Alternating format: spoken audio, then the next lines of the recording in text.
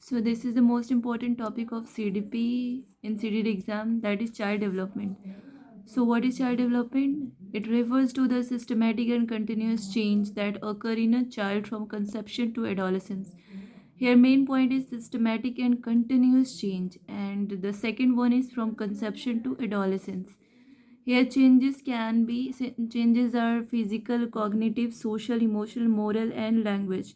Physical means height and weight में change, cognitive intelligence, thinking, reasoning में changes वो edges के साथ इम्प्रूव होती है. फिर सोशल मीन्स सोशली वो कैसे कनेक्ट करता है दूसरों से, कैसे बात करता है, कोऑपरेटिव है या नहीं. एंड इमोशनल, तो इमोशनल मैच्योरिटी एज के साथ उसका डेवलप होता है. And after that moral. फिर आता है आपका लैंग्वेज डेवलपमेंट, वो चाइल्ड्स में धीरे धीरे डेवलप होती है. The next is what is the difference between growth and development. So here is the topic which is also important: growth versus development. Growth is quantitative and qualitative. No, growth versus development. Growth is quantitative, but development क्या होता है? Qualitative. Growth means height का बढ़ना या फिर wait का बढ़ना या हेयर्स का या फिर नेल्स का, तो ये सारे किस में आते हैं? ग्रोथ में. एंड क्वालिटेटिव, यहाँ पे थिंकिंग स्किल्स का इम्प्रूव होना, इमोशनल मैच्योरिटी बढ़ना या मोरली जो लोग बच्चे सीख रहे हैं, मोरल डेवलपमेंट होना, ये सारे किस में आते हैं? ये डेवलपमेंट के अंडर आते हैं.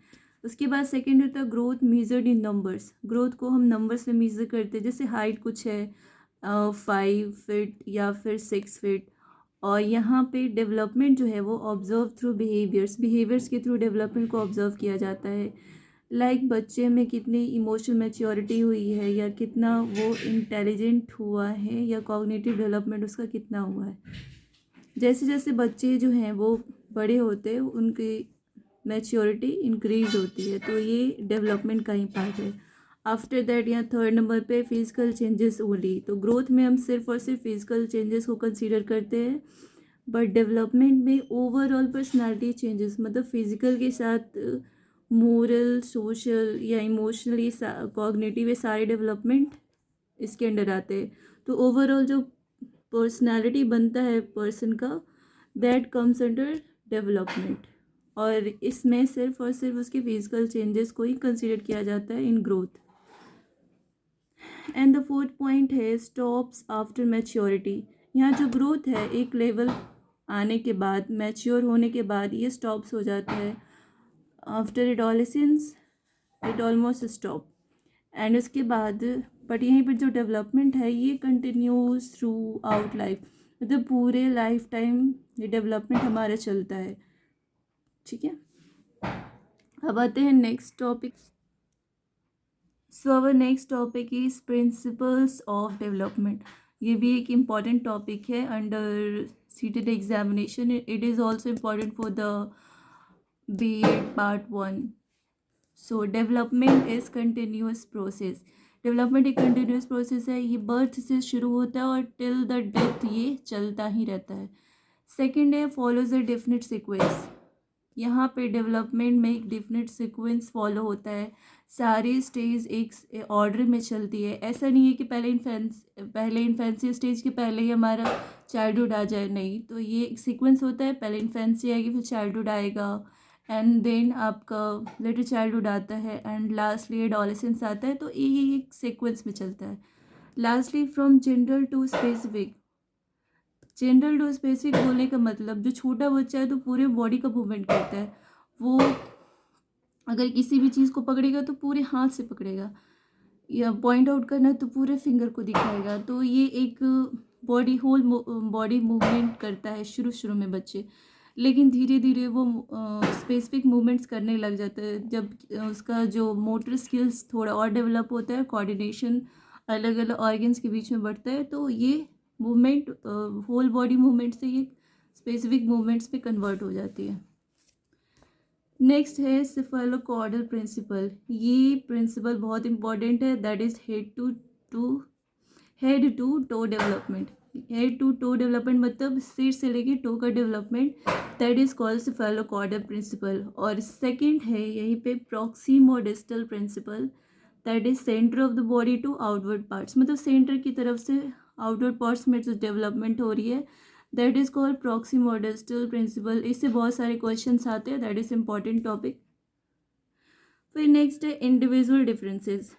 तो ये तो ज़रूरी है कि हर एक बच्चे जो है वो अलग अलग पेस पे डेवलप करते हैं। ज़रूरी नहीं है कि अगर एक बच्चा 4 साल का है उसका कॉग्निटिव डेवलपमेंट और दूसरे बच्चे का कॉग्निटिव डेवलपमेंट जो सेम एज का है वो इक्वल हो, क्योंकि डेवलपमेंट बहुत सारे फैक्टर्स पे डिपेंड करता है। तो उसकी हेरिडिटी पे डिपेंड करेगा, डेवलपमेंट पे हेरिडिटी या फिर इन्वायरमेंट या उसकी फैमिली जो भी है इन्वायरमेंट के अंडर ही आती है। तो ये सारी चीज़ें अफेक्ट करती है बच्चे के डेवलपमेंट को।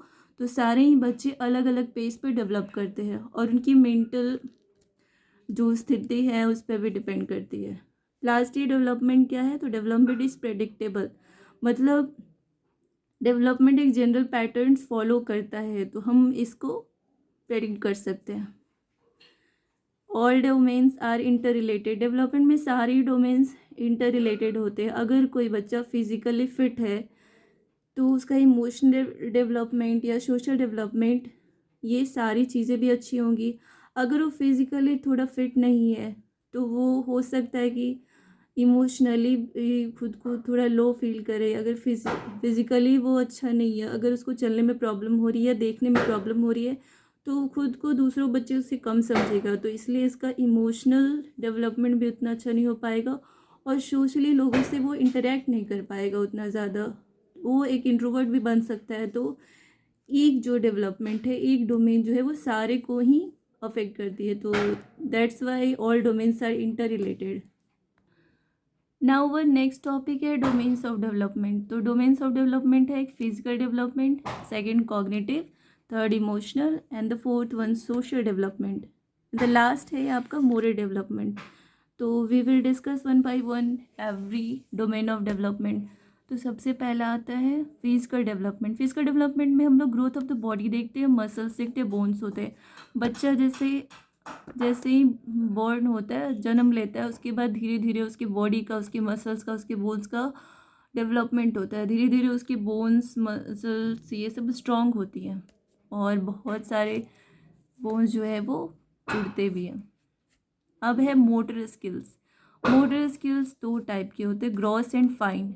ग्रॉस मोटर स्किल्स होता है जिसमें ज़्यादा मसल्स का यूज़ होता है, जिससे कि अगर रनिंग कर रहे हैं तो रनिंग में आपकी ज़्यादा मसल्स का यूज़ हो जाएगा, पूरे बॉडी मूव करेगी उसमें। लेकिन जब आप लिख रहे हो तो that is called fine motor skills, क्योंकि लिखने में सिर्फ और सिर्फ ये फिंगर्स का यूज़ है और उसको कोऑर्डिनेट करना है, अपने आइज़ को, फिंगर्स को कोऑर्डिनेट करके वो लिख सकते हैं। ग्रॉस मोटर स्किल्स रनिंग में उसके पूरे बॉडी का मूवमेंट होगा, तो उसमें बड़े बड़े मसल्स का यूज़ होता है। तो that is why it's called gross motor skill. And देखना affected by nutrition and health. ये फिजिकल डेवलपमेंट ऑफ कोर्स ये न्यूट्रिशन और हेल्थ से रिलेटेड है, क्योंकि अगर न्यूट्रिशन बच्चे का अच्छा नहीं हुआ तो उसका फिजिकल डेवलपमेंट भी अच्छा नहीं हो पाएगा और अगर वो उसका हेल्थ सही नहीं रहता है तो भी उसकी फिजिकल डेवलपमेंट अच्छी नहीं हो पाएगी। सेकेंड है कॉग्निटिव डेवलपमेंट। तो कॉग्निटिव डेवलपमेंट होता क्या है? तो इट रिलेट्स विथ थिंकिंग, बच्चा कैसे सोच रहा है, उसका रीजनिंग कैसा है, कैसे चीज़ों को इंटरप्रेट करता है, and lastly problem solving. These are the topics which comes under cognitive development. उसके बाद उसकी लैंग्वेज और मेमोरी कैसी है, लैंग्वेज वो किस तरह से लैंग्वेज सीख रहा है। कोई बच्चा जल्दी भी सीख लेता है, किसी को टाइम भी लगता है। तो it's all depends on the cognitive development of the child. And अगर उसकी मेमोरी अच्छी होगी तो वो चीज़ों को जल्दी सीखेगा, तो लैंग्वेज लर्निंग भी उसकी जल्दी होगी। एंड द लास्ट वन है कॉग्निटिव डेवलपमेंट के लिए सबसे इम्पॉर्टेंट है जीन पियाजे।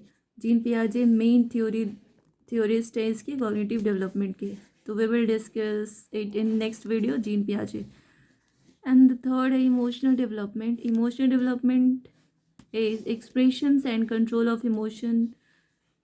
इमोशन डेवलपमेंट क्या होता है? तो वो अपने इमोशंस को कैसे एक्सप्रेस कर रहा है और अपने इमोशंस को कंट्रोल कर रहा है कि नहीं। जैसे छोटे बच्चे होते हैं तो वो अपने इमोशंस को एक्सप्रेस कर देते हैं, वो उनको कंट्रोल नहीं करते। अगर उनको रोना है तो वो रो देंगे, अगर उनको गुस्सा आ रहा है तो वो गुस्सा दिखाएंगे, उनको खुशी हो रही है तो वो हंसेंगे भी, तो ये एक्सप्रेस कर देते हैं। बट जैसे जैसे बच्चा बड़ा होता है तो वो देखता है कि सामने वाले इंसान मतलब अगर उनके अपने नहीं है, या फिर बच्चा कंट्रोल करना चाहता है अपने इमोशंस को, वो जल्दी रोएगा नहीं अपने पेरेंट्स के सामने या अपने फ्रेंड्स के सामने में। तो ये कंट्रोल ऑफ इमोशंस भी वो धीरे धीरे सीख जाता है। And fear, anger, love, happiness, ये सारी इमोशंस भी उसके अंदर डेवलप होती है। तो this is emotional development. Lastly is, no, this is not the last, is social development. Social development, how a child interact with others, वो दूसरों, अपने peers के साथ, अपने classmates के साथ कैसे वो interact कर रहे हैं, that is called social development। या वो उसका cooperations कैसा है, मतलब दूसरों के साथ cooperate करता है कि नहीं, अपने friend के साथ झगड़ा कर रही है, उनके साथ उनकी help कर रहा है, sharing करता है कि नहीं, एंड एडजस्टमेंट कर रहा है कि नहीं। तो ये सारी चीज़ें जो है वो सोशल डेवलपमेंट के अंडर ही आती है। The last one is moral development. Moral development है sense of right and wrong. बच्चे जब जब जन्म लेते हैं तो उन्हें पता नहीं होता कि कौन सी चीज़ें सही है कौन सी गलत है। तो ये जो डेवलपमेंट है वो धीरे धीरे ही आती है। वो बड़ों से सीखते हैं कि ये जो छोटे बच्चे होते हैं वो इमिटेट बहुत जल्दी करते हैं, दूसरों को देख के ही वो सीखते हैं, क्योंकि उनके अंदर कोई भी इस तरह का, तो वो सोच नहीं सकते कि क्या चीज़ें करनी चाहिए क्या नहीं करनी चाहिए। इसलिए कभी भी छोटे बच्चों के सामने हमें बैड हैबिट शो नहीं करना चाहिए। वो सारी चीज़ें सीख लेते हैं, सही हो या गलत हो, क्योंकि उनको उनको उस चीज़ की समझ नहीं होती है। लास्ट है वैल्यूज़ एंड डिसिप्लिन। तो मोरल डेवलपमेंट पे ऑफ कोर्स वैल्यूज़ और डिसिप्लिन आएगा ही। जो भी वैल्यूज़ है वो या तो अपने फैमिली मेम्बर से सीखेगा, अपने स्कूल से सीखेगा, या साथ में खेलने वाले बच्चों से सीखेगा, अपने नेबर्स से, अपने इन्वायरमेंट से, ये सारी चीज़ें सीखता है। डिसिप्लिन, डिसिप्लिन ऑफ कोर्स उसके पेरेंट्स भी सिखा सकते हैं। मोस्टली ये डिसिप्लिन का चैप्टर जो है वो स्कूल में ही ज़्यादा होता है, तो ये स्कूल से रिलेटेड बोल सकते हैं कि स्कूल में कैसे बच्चों को डिसिप्लिन रखा जा रहा है।